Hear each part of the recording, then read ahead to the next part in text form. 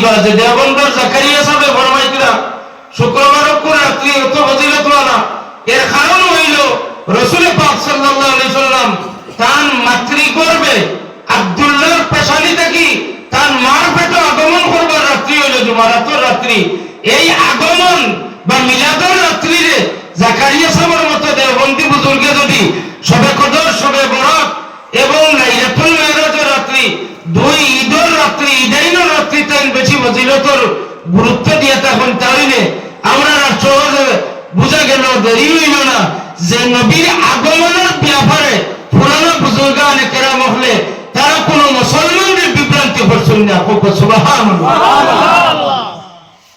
এরা পড়ার যুগ যারা বিভ্রান্তিকর মন্তব্য করিয়া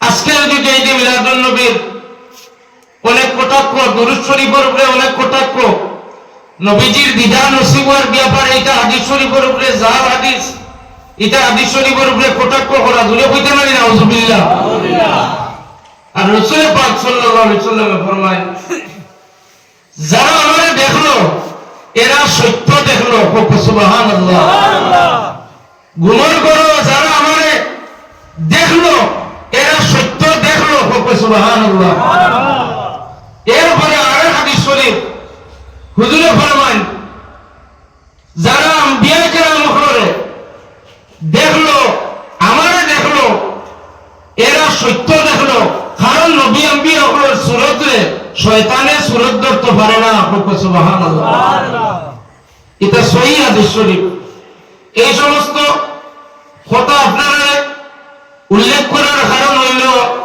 বর্তমান ইউটিউবের জমানা ফেসবুকের জমানা অনেকে ভিউজ বাড়াইবার লাগি হয়তো বাংলাদেশ বিখ্যাত ডক্টরেট ডিগ্রি আলা কোন বক্তার কিছু ওয়াজ লাগাইয়া রাখলো রিল ভিডিও বানাইলো আপনার একটা রিল ভিডিও দেখলাম দেখি আপনার মনের মাঝে আসর করলো আর পরবর্তীতে আপনি আমরা যুগ যুগ ধরিয়া বুজুর্গানে কেরাম হলে যে তালিম তরবিয়ত ওয়াজ নসিহত কিতাবাদি লেখি বহস মুনাজারা করিয়া প্রতিষ্ঠিত করিয়া যে আমল উপর রাখছেন সেই সমস্ত আমলের উপরে আপনার মন্তব্য আপনার মন মানসিকতা খারাপ হয়ে গেল তখন আপনার পক্ষ থেকে ই আমলের প্রতি আপনি উদ্বুদ্ধ না হইয়া আশিক না হইয়া আপনি জেনারেলি অন্যান্য মানুষদের আবার বলি চলাফেরা করেন ওভাবে চলাফেরা করেন এখন তোমার এই জমানা নবীজির দিদার নসিব হইবার আশিক নবীজির দিদার নসিব হইবার মতো আশা আকাঙ্ক্ষা লইয়া হাজারের মাঝে হয়তো 999 জন মানুষ কি ব্যাপারে ব্যর্থ 1999 জন মানুষ এই ব্যাপারে চিন্তাশীল নয় 1001 আর 9,002 জন মানুষ চিন্তার মাঝে নবীজির দিদার নসিব না হইলে বুজুর্গানে কেরাম হলে আউলিয়া কেরাম হলে দিনের পর দিন রোজা রাখছেন এমন হইছে কয়েক মাস অব্দি রোজা রাখিয়া গেছেন এবং সারাটা রাত্রি ইবাদত বন্দেগী করিয়া কাটাইছেন তাহাজ্জুদ গুজার আসলা তাহাজ্জুদের নামাজ আদায় করছেন সালাতের হাজত আদায় করছেন আর অন্যান্য নামাজ আদায় করছেন অনেক দিন ইস্তেগফার করছেন অনেক মুশাহাদা করছেন অনেক তাজকিয়া ও নফসের অনেক মেহনত মশক্কত করছেন নবীজির দিদার নসিব হইবার লাগি এবং সুফিয়ায়ে আজম যেমন আপনারা হয়তো বিশেষ করে যারা এই দুই অলির গুণাবলী আপনারা শুনছেন এশিয়ার বিখ্যাত দুইজন ওলি শামসুল উলামা আল্লামা সাহেব কিবলা ফরতুলি রহমাতুল্লাহ আলাইহি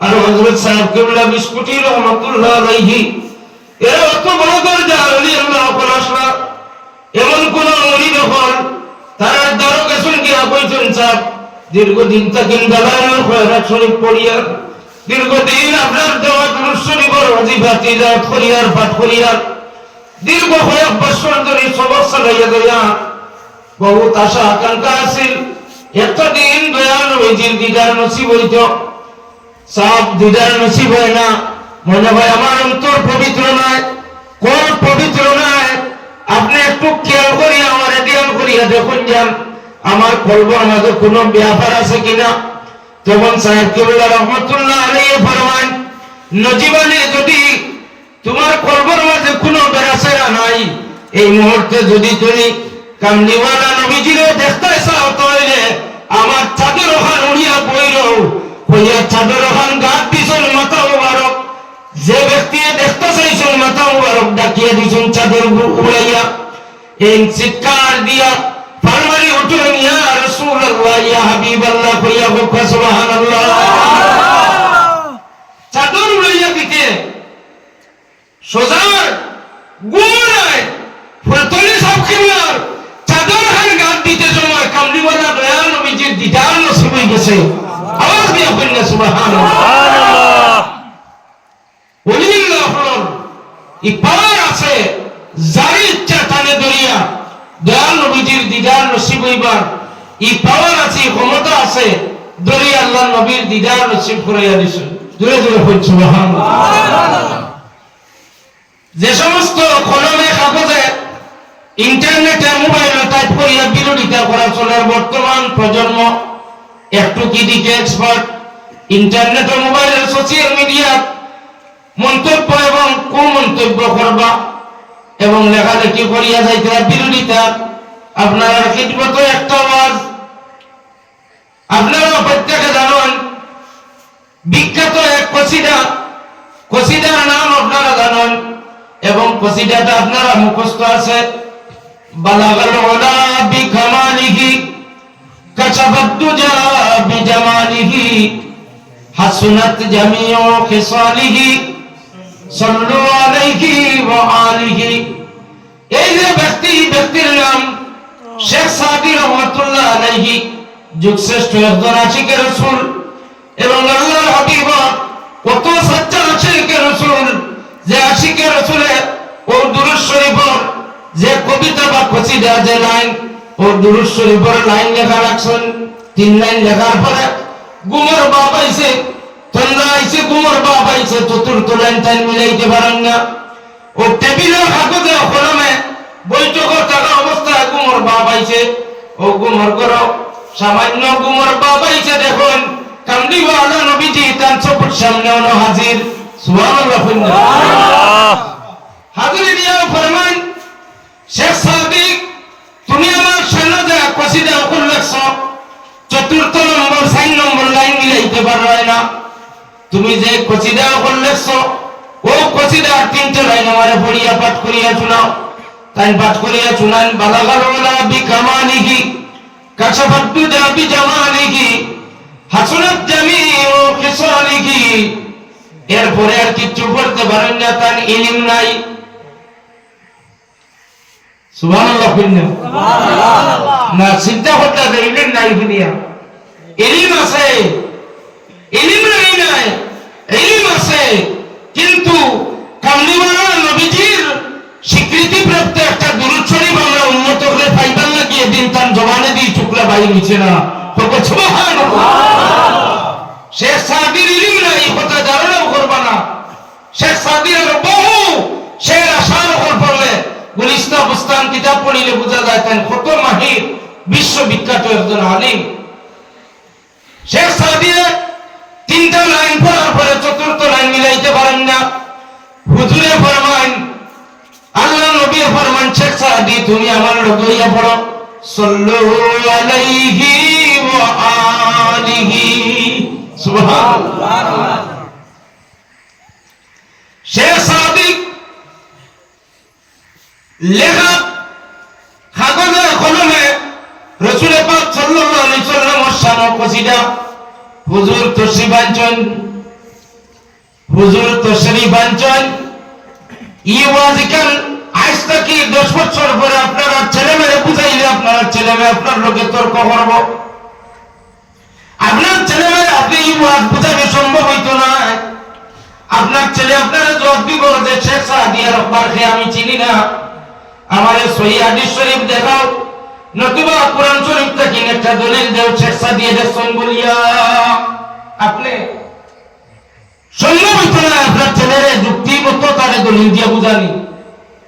শেখ সাদির ঘটনা বুখারী শরীফ পাইতে নাই, মুসলিম শরীফ পাইতে নাই। ই ওয়াকিয়ারে আপনারে ডাল বানাইয়া, ও ওয়াকিয়ারে ডাল বানাইয়া আপনারে মিস্টেক করছেন, এক জীবনটা আপনারে সাব্যস্ত করব দোষী। আপনার ছেলে আপনার মেয়ে আপনারা দোষী সাব্যস্ত করব যে আপনি ইমামে আজম আবু হানিফারে মানলা, সারা জীবন হানফি মযহব আবু হানিফারে মানছেন, মানি আপনার কিতারা হইল কুরআন হাদিস মোতাবেক তো আপনি চলছেন না। তখন আপনার বাবা, আপনি দুর্বল, আপনি মুরব্বী, ছেলেমেয়ের লোকে তর্ক করা সম্ভব হইতো না। তখন আপনি ছেলের তর্কের উপরে তর্ক না করিয়ে আপনি আপনার উপযুক্ত ছেলেমেয়ের কথার উপরে সমর্থন করবা। যেদিন আপনি আপনার ছেলেমেয়ের কথার উপরে সমর্থন করিয়া আপনার বাচ্চারে তাঁত করা শুরু করবা, ওই দিন আপনি বুঝতে পারবা যে 20 বছর আগে আনমখলে যে সমস্ত কথা অকল ওয়াজ করিয়া গেছেন, এই সমস্ত কথা অকল কিয়ামতের আলামত অকল ঘরে ঘরে পৌঁছিব। এখন বর্তমানে আপনারা তো নিরাপদ, সীমাহীন, আপনার মতো সুখে শান্তিতে আর খেয়ে আছে। যদি আপনারা আরো একটু ডেভেলপ হয়ে যান তাহলে আপনার দেশের রুহানিয়ত মিটি যাইব। মোবাইল যদি আইতো নাই, এখনো পর্যন্ত এত অঞ্চলের মানুষ মোবাইলের নোংরা ভিডিও দেখতো না, ফেসবুকও চালাইতো না, ইনস্টাগ্রামও চালাইতো না, কিচ্ছু নাই, তার থেকে মহরুম। এখন মোবাইল ইন্টারনেটর 5G স্পিডে যে জায়গার মধ্যে নেট চলে, এই জায়গার ছেলে মেয়ে ইসলামিক পরিবেশ আপনারা মনে করবা মনে হয় বদরপুর, যে বদরপুর রেলওয়ে স্টেশন, বদরপুরের কালচার মনে হয় খুব বাধা। বদরপুর আপনি আভ্যন্তরীণ বিষয়ে জানবা, বর্তমান 50% মুসলমান যুবক ছেলে এবং মেয়ের মা বাবায় বুঝাইয়া সম্ভব নয় নদুয়া টিকাইয়া রাখা, সম্ভব না জমিয়ত টিকাইয়া রাখা, সম্ভব না হলে সুন্নত টিকাইয়া রাখা।